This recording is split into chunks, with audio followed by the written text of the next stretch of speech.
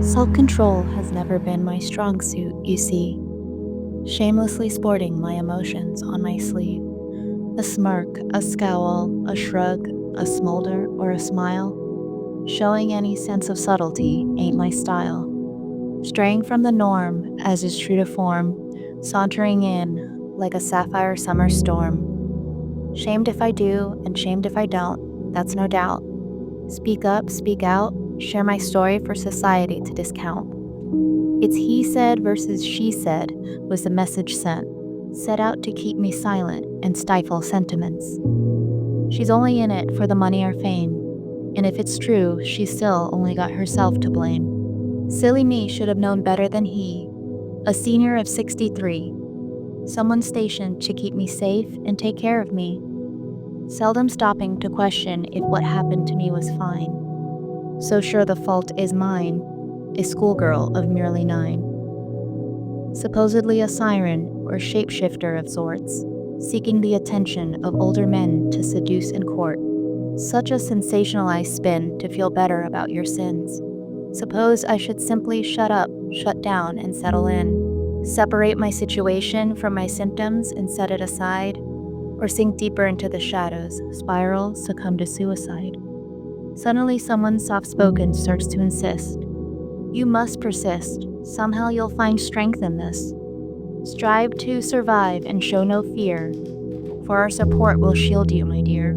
Summon into mind how your sister was spared, for it was you who saved her, all because you cared. My name is Ngan Hoang, or in Vietnamese, Quang Kim Ngang, and I am a visual artist and multidisciplinary designer living in Austin, Texas. Art has just been a huge part of my life ever since I was a kid. I feel like I have been drawing and making art since I could hold a pencil. This project started with the significance of the letter S and what it meant to me. S stands for survivor.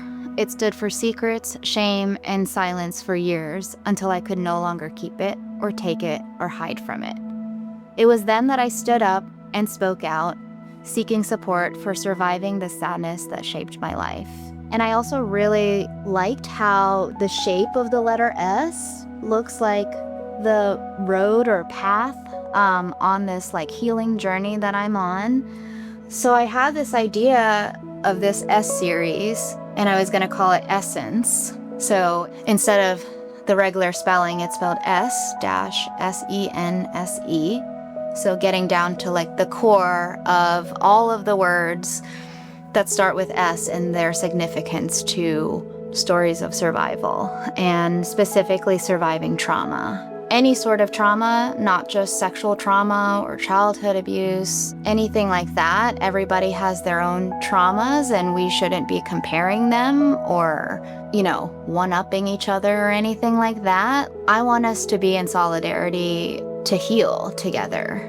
I just really want people to know that they're not alone and that they don't have to suffer in silence, that there's strength in numbers.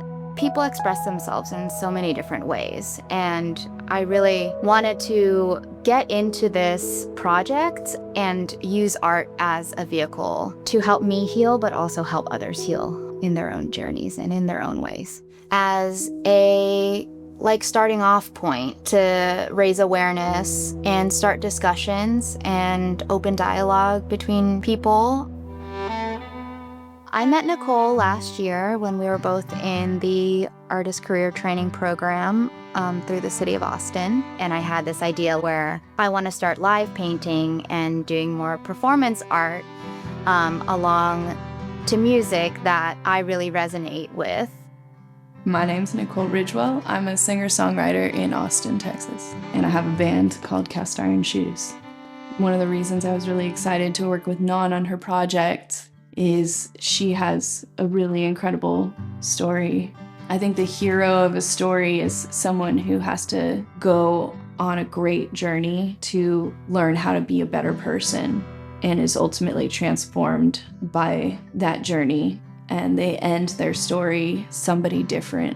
And I've seen that happen with Ngan in her own work. I've seen it happen in my work as well. And I've seen it happen in our friendship and how we've grown together as artists. And I was really, really excited when she asked me to be a part of this project, because I think that learning how to use art to thrive in the face of violent things happening to you is a really powerful story. And I think it's a very American story.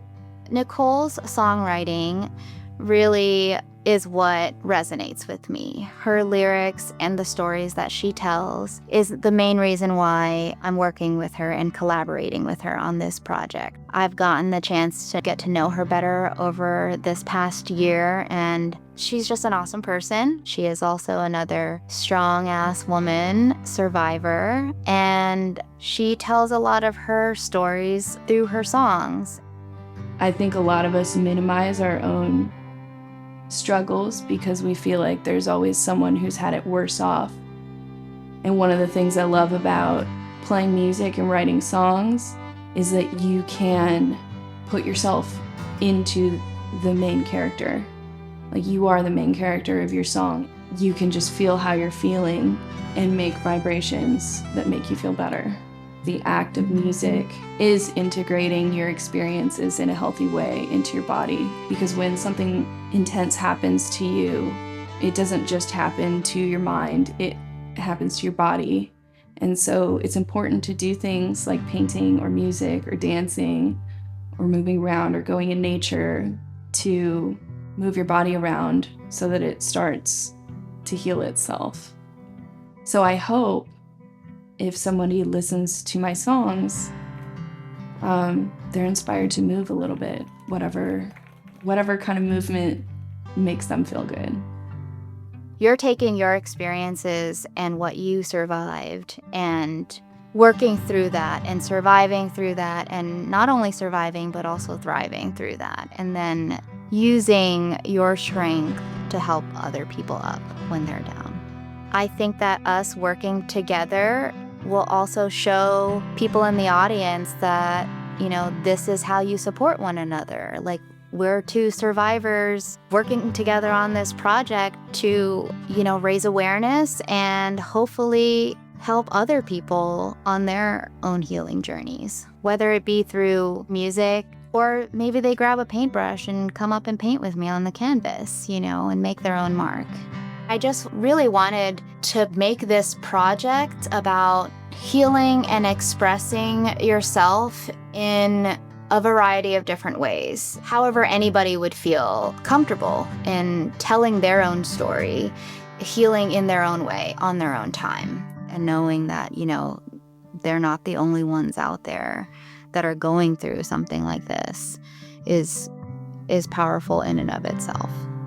I'm excited to share our friendship and our art with other people who are looking for solace in their lives.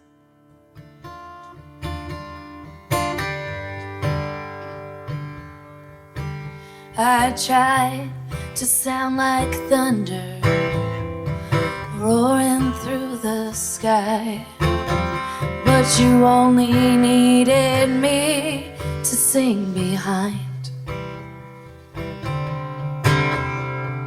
Every state I drive through, I lose part of you,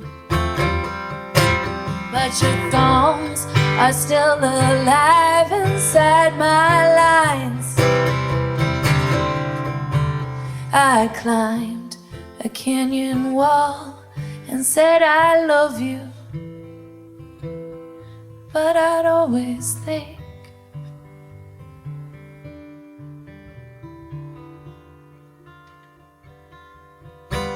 when I'm gone, when I'm free, I'll let the Colorado River lead me somewhere I can see. When I'm gone,